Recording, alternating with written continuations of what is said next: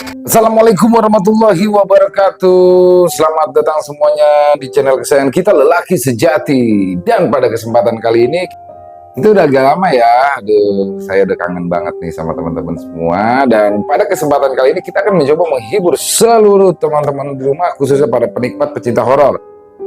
Ya, dan kisah yang kali ini akan kita bagikan ya, tentang kisah di rumah rumah nenek. Wah, rumah nenek ini selalu menjadi hal yang banyak sekali ya cerita horor yang di latar belakangnya dengan rumah nenek, karena yang namanya rumah nenek, neneknya sudah tua, pasti rumahnya pun tua.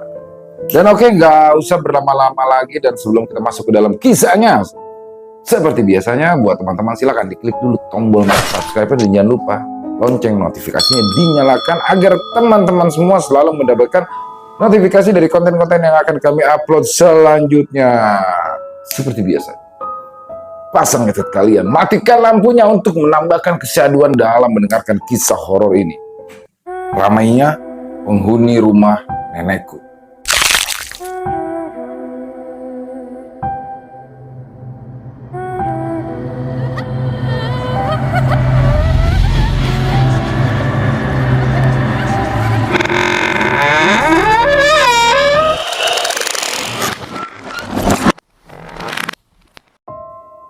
Ya, pada kesempatan kali ini kita akan menyampaikan satu kisah tentang rumah nenek, dan rumah ini adalah rumah tua ya, dan lokasinya berada di Jakarta. Ya, rumah ini dibangun sekitar tahun 1970-an lah ya. Nah, nama daerah, tempat jelasnya semuanya akan disamarkan karena memang rumah ini sekarang bukan milik narasumbernya lagi. Konon, rumah nenek ini dibangun sekitar tahun 1970-an ya. Dibangun dengan nuansa zaman dulu ya, tapi kokoh. Rumahnya ini kokoh. Jadi walaupun nuansa jadulnya terlihat, tapi kokoh. Dan seperti hal-halnya rumah-rumah zaman dulu ya, jadi rumah nenek ini cukup luas dibandingkan rumah warga lainnya. Kondisinya pun cukup nyaman ya, asri. Jadi ada tamannya, hijau, pokoknya adem banget rasanya. Kalau udah kesana biasanya bikin gak mau pulang tuh ya. Nah, rumah nenek ini mempunyai taman yang ada kolam lelenya. Nah, di kolam lele tersebut ada teras yang mana itu adalah tempat kakekku beserta teman-temannya bermain catur atau mengobrol-ngobrol santai. Nah, di depan teras ini ada pohon belimbing ya, pohon belimbing sayur, tapi belimbingnya kecil-kecil gitu ya. Dan ada pohon mangga juga satu, dan ada juga pohon belimbing juga yang belimbing buah ya. Biasanya pohon belimbing buah tuh agak besar dan nyampah banget biasanya. Kalau pohon belimbing itu biasanya seperti itu. Tersedia juga seperti lapangan atau lahan parkir yang cukup luas, jadi muat untuk 2 mobil, tapi mobil ini nggak bisa masuk jalan kampung ya, maka dari itu biasanya dijadikan tempat bermain cucu-cucunya. Ada pohon mangga keramat besar ya di pinggir lahan ini, jadi nanti akan kita bahas juga di sini nih ya. Nah, rumah ini terdiri dari 2 lantai. Sempat beberapa kali direnovasi untuk di atasnya, akhirnya kamar atas itu dijadikan kos-kosan. Total kamar ada 5 di bawah. Kamar paling inti adalah kamar nenek dan kakekku. Kamar kedua diikuti oleh kamar untuk sholat, tempat buku-buku sejarah yang dimiliki oleh kakek. Kamar ketiga adalah kamar tanteku. Tanteku ini bernama Lili ya. Jadi di kamar tante ini ada celah untuk bisa melihat ke langit. Nah, di bawah celah ini ada kolam ikan. Dan ada juga akuarium besar untuk hiasan milik nenekku. Kamar tanteku ini pun dekat dengan ruang keluarga atau ruang makan ya. Nah, ruang makan keluarga ini tuh campur alias besar. Jadi ruang makannya tuh luas ya. Nah, di tempat inilah tempat yang paling aktif sekali kegiatan horornya. Jadi waktu itu aku sedang sendirian di rumah nenek nih. Jadi posisi saat itu aku masih berumur 14 tahun. Aku ditinggal sendiri karena semua kala itu sibuk mengurus nenek di rumah sakit. Ya, aku memang yang paling pemberani di antara yang lain, walaupun aku ini adalah cewek. Aku menikmati aja kesendirianku di kamar tanteku. Jadi kamar nomor 3 ya, berarti aku mencoba menonton TV, nonton sinetron lah kalau lagi itu. Sinetron apa aku lupa ya. Dan sedang asik-asiknya, tiba-tiba saat itu aku mendengarkan suara orang memasak. Ya, aku lupa bahwa saat itu tidak ada orang di rumah. Ya, bodohnya tuh aku kayak nggak peduli. Ya, jadi samar-samar sih suaranya ya. Sreng, sreng. Seakan-akan ada yang sedang memasak. Jadi kayak lagi goreng gitu ya. Sreng, sreng. Terus, suara itu masih terus. Samar-samar. Saat itu aku masih mengira bahwa itu adalah tanteku atau pembantu nenek. Jadi aku masih tetap aja santai untuk melanjutkan aktivitas menonton TV hingga sampai akhirnya duk, duk, duk. Seperti ada yang berjalan di depan kamar tante kala itu. Spontan aku pun langsung memanggil, "Tante, tante, tante Lili, Bias." Bias ini pembantu ya, pembantu nenek ya, dari udah lama juga Bias. Habis pada masak apa sih? Aku lapar nih. Tapi di sini aneh.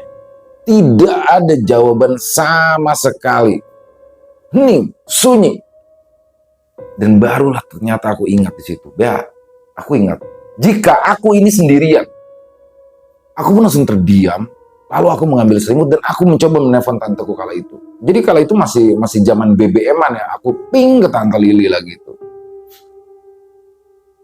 "Tante, ping ping. Kenapa dek? Kamu kenapa? Tante belum pulang kan? Kok dari tadi ada suara orang bolak-balik lewat depan kamar? Tapi kan aku baru ingat bahwa aku di sini sendiri. Coba kamu cek keluar, takutnya ada apa-apa." Ya mungkin tanteku saat itu takut kalau ada maling atau apa ya. Barangkali itu mas-mas yang ada di kosan atau Bang Man pulang lewat tangga kosan.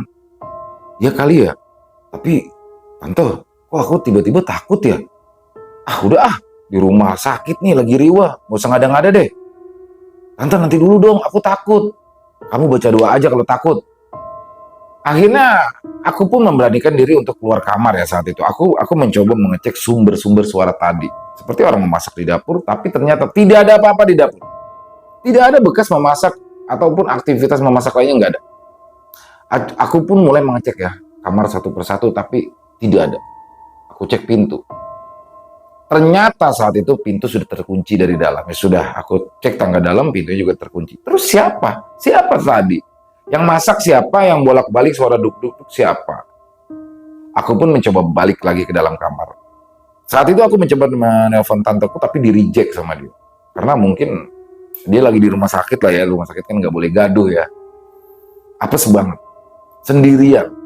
Itu aku merinding saat itu. Posisinya saat itu sudah mau maghrib ya. Jadi maghrib ini situasi yang paling ini ya, kalau orang-orang Jawa bilang itu waktu surup ya, waktu dimana makhluk halus itu memulai eksistensinya di situ. Aku mau keluar, tapi di sini aku ragu-ragu. Padahal seperti yang aku sudah ceritakan tadi, aku ini termasuk atau terkenal orang yang pemberani di keluargaku. Dan akhirnya aku pun saat itu hanya terus menonton TV. Suara TV pun aku bikin full ya, volume tuh aku bikin full supaya aku nggak bisa mendengar apa-apa gitu. Dan nggak lama kemudian ternyata semua orang pun akhirnya pulang. Alhamdulillah semuanya masih aman ya, dan sekarang sudah ramai. Nah di keesokan harinya aku pun mencoba bercerita bahwa aku sudah mengalami hal-hal yang tadi ya. Mereka pun cuma bilang yang kayak gitu kan udah biasa. Kok tumben kamu takut? Ya tapi entahlah. Kejadian tadi itu tuh seperti bukan cuma satu sosok yang mengganggu, tapi kayak banyak, kayak ramai. Tempat dan suara yang aku dengar pun asalnya berbeda-beda. Seperti tidak ada bisa-bisa mereka menggoda. Nah, pernah pembantuku kala itu sedang menyapu sekitar jam 5:30 pagi. Nah, keadaan di sana masih agak gelap ya, di tangga depan, tangga arah kos-kosan. Nah, saat itu pembantuku tuh sambil beraktivitas sambil nyanyi-nyanyi. Tiba-tiba muncullah sosok kuntilanak. Dia pun langsung berlari, langsung bercerita ke orang rumah. Dengan santainya nenekku menjauh. Ya di situ memang tempatnya dia, nenek. Pernah juga orang yang baru sekali datang ke rumah ini tiba-tiba saja melihat seperti siluman kuda ya, tapi badannya manusia, kepalanya kuda. Itu di dekat pohon mangga yang berada di lahan besar itu. Jadi dia lewat secepat kuda berlari, tapi lebih cepat. Konon katanya itu adalah penjaga rumah nenek. Wow. Nah nenekku ini suka banget nih duduk di kursi goyang, yang akhirnya orang pun tahu tuh kalau itu adalah tempat favoritnya dan tidak boleh ada yang mendudukinya kecuali dia. Dan sampai pada akhirnya ada yang mengalami kursi goyang nenek bergerak dengan sendirinya. Nah, pikirnya kan ya bekas dipakai mungkin ya, dan ditanyakan ke nenek. Bang Man ya kali itu ya.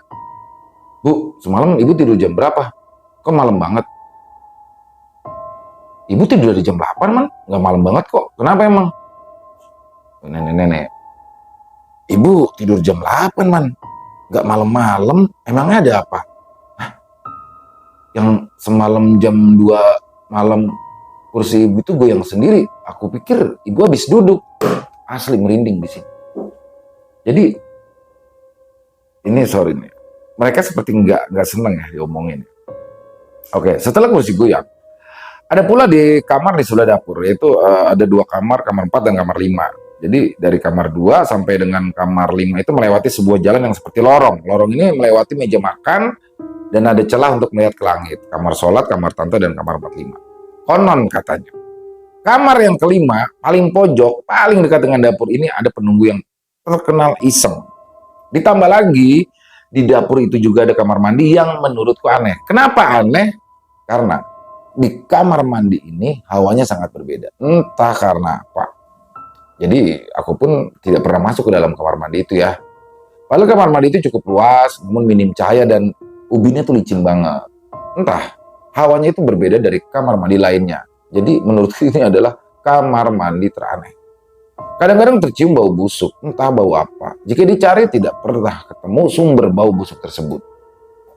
Nah, kamar mandi ini tidak dilengkapi dengan shower, hanya kamar mandi biasa saja yang biasanya dipakai oleh pembantu-pembantu di rumah nenek. Di samping itu, dapur inilah salah satu yang paling horor. Jadi dapur ini luas ya, dengan 2 kaca yang mengarah ke celah yang bisa melihat ke atas kamar tante. Nah, dapur ini sering terjadi aktivitas masak-memasak walaupun tidak ada orang.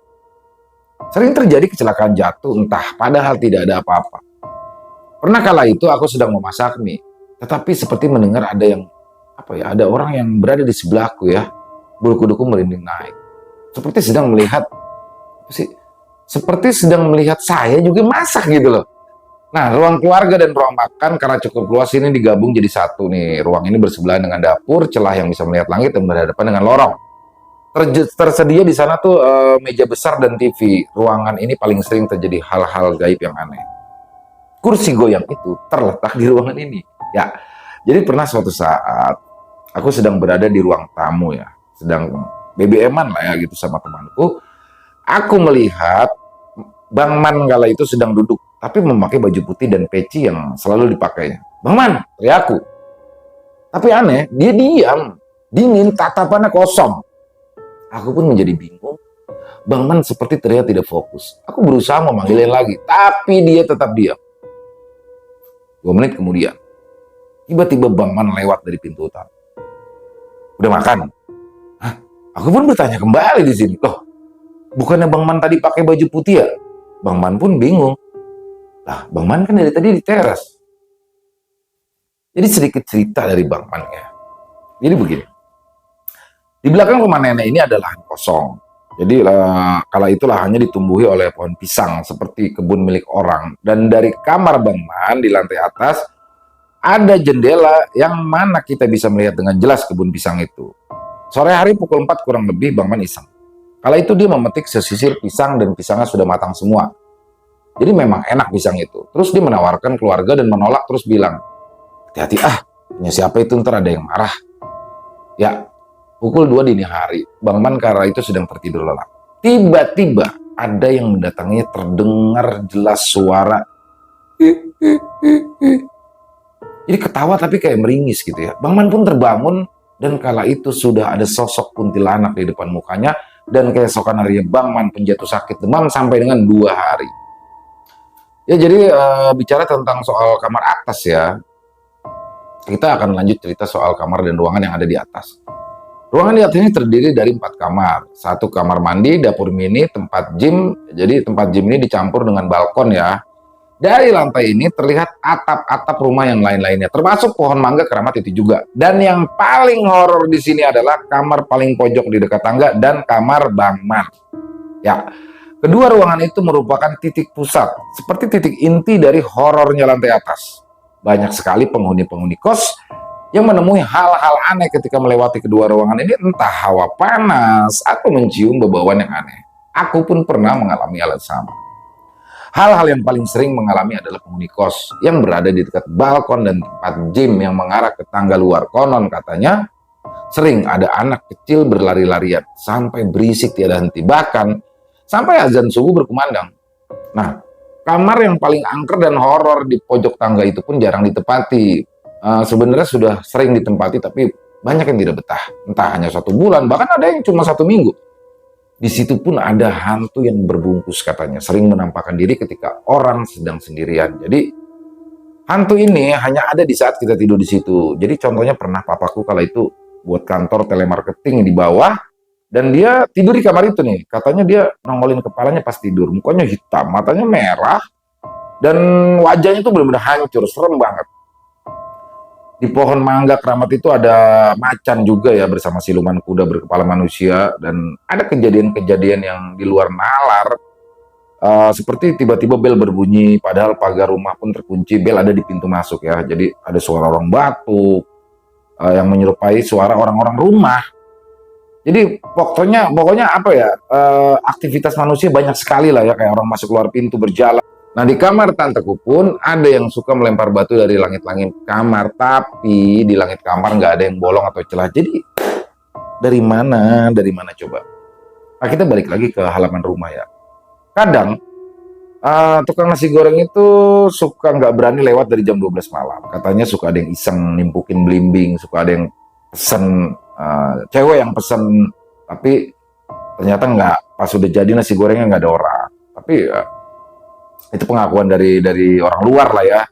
Ya sumpah sih ya, mereka itu seperti nggak suka diomongin. Jadi setiap kali ngomongin mereka tuh kita semua merinding. Ada juga yang katanya lagi tidur bertiga pakai karpet buat acara keluarga. Jadi ceritanya saat itu mereka sudah tidur pulas banget nih. Ada 2 teman kakek sama Bang Man tidur bertiga. Awalnya nggak ada apa-apa, aman. Nah, pas bangun mereka ternyata dilipet. Jadi udah digulung tuh bertiga-tigaan, dilipat sama karpet.